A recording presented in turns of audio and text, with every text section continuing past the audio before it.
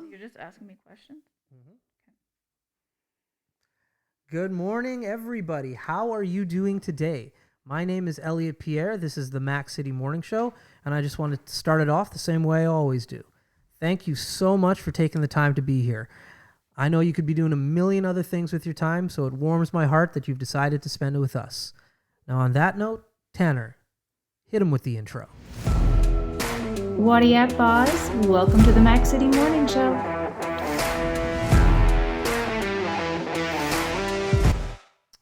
All right, so as you guys are probably getting to know, there's a bit of a format to this. I don't practice my questions or even write anything down prior to, but I always start it off by saying thank you, and then I toss it over to our guests because they can do a better job at introducing themselves than I ever can. So, for everybody at home, can you please introduce yourself, tell them who you are and what you're about? All right. So I'm Tammy Plowman. I work for the Fort McMurray Heritage Society, Heritage Shipyard, and Heritage Village.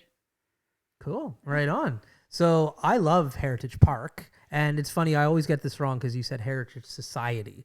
So growing up here, it was just the one park. So it's Heritage Park. But you guys have expanded, and there's a reason why you're called the Society. Can you talk a little bit about that? Sure. So we now have two museum locations. So we have Heritage Shipyard and Heritage Village. When we flooded in 2013 at Heritage Village, which was then Heritage Park, we decided to rebrand. So we rebranded and went from the Historical Society to the Heritage Society and tying in Heritage Shipyard and Heritage Village. Right. Yeah. Okay. Now, I've got a question because I just haven't gone down there yet. So you're talking about the flood Yes. that impacted Heritage Village. Now, we've had another flood recently that I have to assume has impacted Heritage Shipyard. Can you talk a little bit about that? For sure. So it actually impacted both sites. Heritage Shipyard was probably the first thing hit in all of the city. Hmm. So pretty pretty significant damage there, which of course is devastating. But as the time progressed, we quickly realized that Heritage Village was going to be in trouble as well. Mm. So the waters were actually coming from the Hanging Stone and the Clearwater, and from all angles. so, Right. so yeah, we called on the community, which was amazing in the middle of a pandemic, and we saved the village. Otherwise, we would have flooded again at the village. That's awesome. It was amazing. Yeah, the pictures were phenomenal. That's why I kind of didn't even bring that up in regards to like I was aware that it wasn't touched. But yeah, that was because of the community rallying and throwing Absolutely. down some sandbags, to say the Well, least. not just sandbags. Okay. We actually built a berm around the village, and we had all kinds of companies come out and build, and it was the berm that essentially saved the village. The sandbags were to save the historical buildings should the water get in, Hmm. but the berm itself was what saved the village. So Okay. the water was about a foot from the top of the berm on the composite high school side. So, Right. so I guess that's the north Yeah, side. your guess is as good as mine. Somewhere, Yeah. somewhere in there. Okay. Yeah. So is that berm still there? Are you gonna like keep it there for future potential, or is just that was temporary fix? It was, well, one day emergency, Right. temporary fix. We would love to see something stay there. Mhm. However, we are on leased land, so Mhm. um, we're not sure what will happen. I assume that it will be taken down because once they do the permanent flood mitigation for the entire city, we should then be protected. Right. Um, but that's still in the mix. Okay. Yeah. Now, in regards to the shipyard, obviously, first thing hit, you'd think they're boats, so they float, but they're not operational. So, is that are you redoing that, refurbishing it? Is it open? What does the future for the shipyard look like? Okay, well, the ships were grounded and dry docked to be the museum, so people could go on them. So they did take on water. Our main building had a foot and a half of water, so that whole main building exhibit is toast. Hmm. So we are rebuilding the main building, and we are doing some restoration work on all the ships as well. Hmm. The train, which is from 1899, was saved. We Oh, are still phenomenal. looking into making sure that just the walls of the train were actually made out of plywood. plywood we know sucks up water. So that's still just being looked after and restored, but we think the train is okay. So yeah, we're into a lot of work. Yeah, no doubt. Yeah. So it definitely is not open right now, but Mhm. future plans are for you to reopen that then. Absolutely. So the shipyard is a seasonal site to begin with. So we're usually open May to October. Hmm. So we are closed during the winter anyway, but we didn't open obviously this season. So we've been working since the flood. Um, Hopefully we will open this May long weekend. Right. That is our goal. Really? Yes, that's our goal. Awesome. Yeah. So you're going to come back on this show and we're going to promote that a lot coming Sure. up for that weekend. Okay. It'll be a day to celebrate for sure. Fantastic. Okay, that's great to hear. Like I wasn't sure what you were going to say. So cuz Yeah. I go out of my way for everybody at home. I go out of my way not to talk to the guests. You guys show up a half an hour before the show starts. You hang out with Tanner, and I stay up in my room and I do whatever I need to do. So like, I don't ask you questions that are basically not on film. Yeah. So yeah. So I didn't know what you're gonna say. So that's phenomenal news. I love to Yeah. hear that. Yeah, we're really excited. I mean, it's been a tough go with COVID and the flood. So That's right. you know, museums got hit pretty bad prior to, even with the economic downturn, and funding for museums was cut in the last 3 years. So it's been a bumpy road, but we're ready to open Heritage Village. We've got our COVID barriers in place, and because you can't disinfect artifacts, a lot of people don't think about that. But you know, if somebody touches an artifact, should they have COVID, you know, Right. we have to be careful of that, right? Correct. And protect people. So we've got our barriers in place, and now we're just waiting to get the go ahead to open, Right. which I believe is phase 4. Okay. So when it comes to reopening, prior to that, because like you said, stage 4, how can people get involved to like help the Heritage Society in regards to donations, volunteers?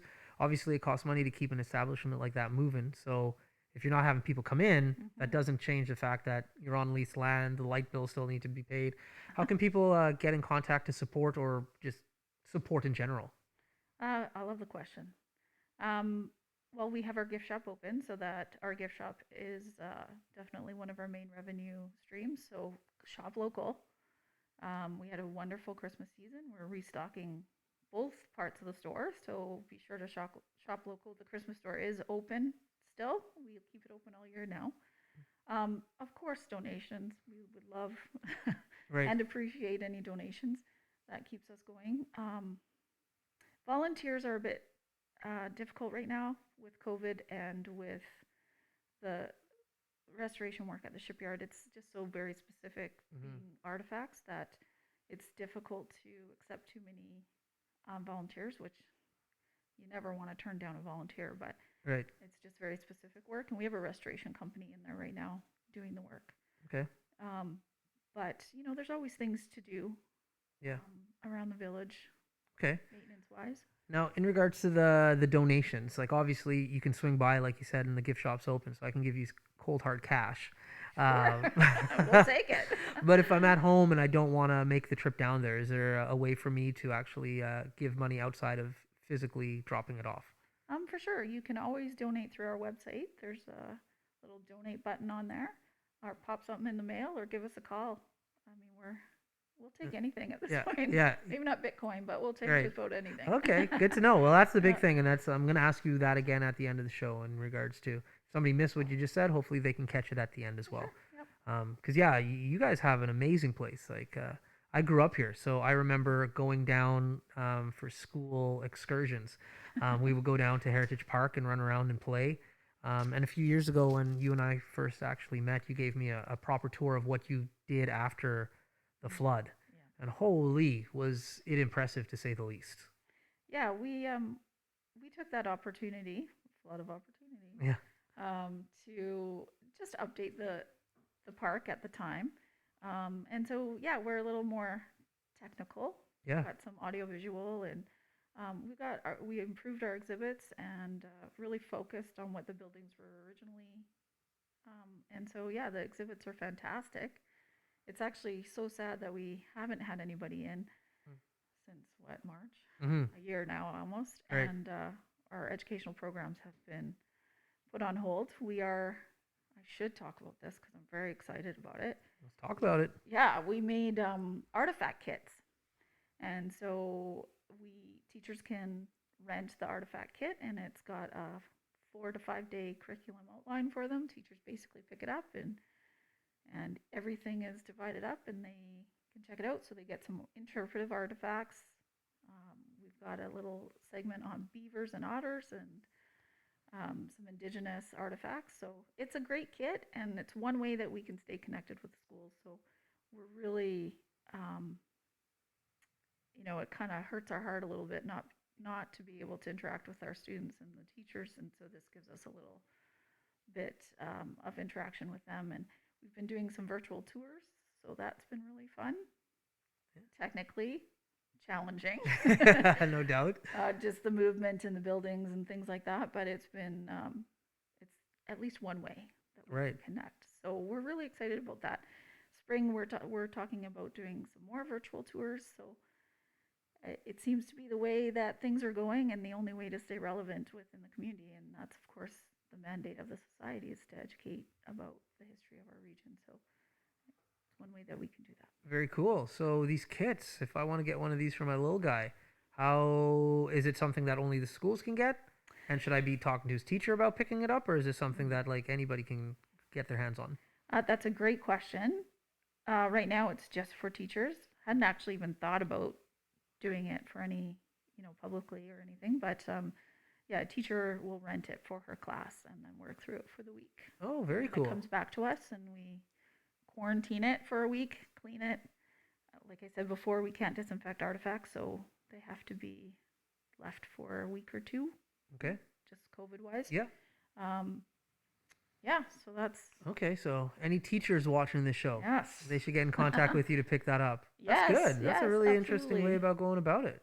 Yeah, I'm really excited about it. We've got videos that go with each of them, not Elliot level videos. Yeah, that's okay. Tammy Elliot, or Yeah, Tammy. Mine are low quality. Well, these are lower quality, Yeah. but I mean, it gets the point across, and it's a little bit of an extra resource and a change for teachers. These kids are sitting, and they can't go on any field trips. Right. So the response thus far is, this is awesome, because it's something different that we can do in the classroom. So Great. pretty excited about it. Very cool. Yeah. All right. Well, we're at the part of the show where Tanner's going to ask you some questions. Okay. The segment is called the Mac City Minute. So Tanner's going to hit you with some 5 quick random questions that he's prepared. And so just answer them as honestly as you can. Okay. All right. Tanner, hit her with the Mac City Minute. All right, question number 1. What is the most interesting artifact you have at the society? Ooh, we've got so many cool artifacts. Well, one, I have a couple. I don't know if I can say one. Well, let's hear your top 3 then. Okay. So we have a fish. So it was a lake trout caught in Lake Athabasca. It's 68-pound lake trout. It was damaged in the shipyard flood, so it's getting repaired as we speak. But it's pretty cool. Oh man, we have so many really cool artifacts. Probably we have a printing press that's really cool. And we have, I don't know. There's so many. We have a gramophone. Our gramophone's pretty cool too. Okay, there we go. Question number 2. What is one historical fact people might not know about Fort McMurray? Oh gosh. I hope people know this, but we were a major fur trading post, and the river transportation was huge. It was the only way that freight and people could get further north. Question number 3. What does being local mean to you? Being local. I've been here almost 18 years, and it's a great city. My kids grew up here. They worked here. Fort McMurray has done us well, and I think just supporting our community. I'll tell you, April 27th is local. They're supportive, resilient. They came out in the middle of a pandemic to save a village. Like, Fort McMurray is like no community I've ever known. Question number 4 for you today. What is one thing in Fort McMurray that is unique to the city? our museums. I have to say that. There you go. Yeah. Your last question today. What is your favorite part about working with the history of Fort McMurray? Hmm. You know what? I hated history in school, That's hilarious. which is interesting. But I just think the history here is so amazing. Like the fur trade to indigenous people, it's just all very interesting. And maybe as a kid, you just didn't care about those things, but as an adult, it's really interesting. There you go. Those have been your 5 questions. Tanner hit you with a hard one right off the get go. That's like asking who's your favorite kid. Yeah, a little bit. Yeah, geez, I like it. Hey, Tanner, way to put him on the spot, man. Gotta make them sweat. There you go. I think I am. Yeah. So yeah, no, you guys do some amazing things down there. Like I thoroughly enjoy visiting. It blows my mind every time I go down there. Like from the church to the bank to the drugstore that's down there. Just historically, there's so much you can learn about Fort McMurray when you're there. It's nuts. My favorite thing, I'll say it, is the bank. I love going into the bank and looking at that safe and like how heavy that is. It's a Like, beast. it's a beast. It Yeah. really is. So, yeah, every time I go in there, I'm in awe just how far society has come in regards to, like you said, you accept everything but Bitcoin is coming up, and then you guys have this safe, and so it just it's historical, right? It Cool. sure is. Yep. Right on. Okay, well, unfortunately, we're done. That's your 20 Okay. minutes. I know it flies. Everybody's nervous, but Yeah, that was nothing. goes by pretty quick. So Yeah. before I cut you loose today, though, please, one more time, shameless plug about the society. Please tell people who you guys are, what you're about, and how they can help and support you guys. All right. So we are Heritage Village, Heritage Shipyard. The shipyard is obviously on the river, and the village is just on Toland Drive there. And we have our local gift shop, which is a huge part of our revenue generating. So please shop local at Heritage Village. We do carry Canadian and local artists as well. So support us, support them. We are all about educating the community on our history. And once we open, please come and check out the museums again. And you can always donate. We have a little section on our website that you can donate at. You can pop by, call us.